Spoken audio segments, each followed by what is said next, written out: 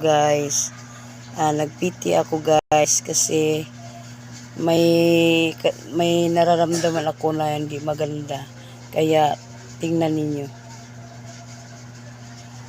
Sana hindi totoo.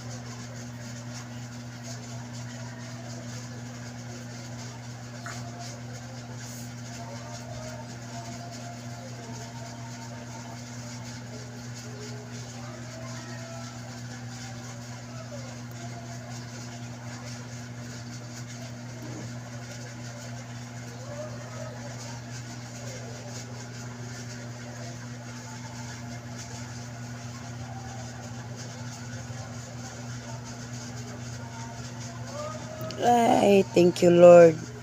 Thank you Lord. Hindi mo ako binigyan ng bibi uli. Talaga totoo ang sinasabi ng mama ko na hindi talaga ako buntis. Ano lang ito, kanang kabag ba, kabag. Akala ko buntis ako kasi yung laway ko ay palagi akong nagsusuka, palagi akong natutuo pala ang sinasabi ng aking mama. Thank you God.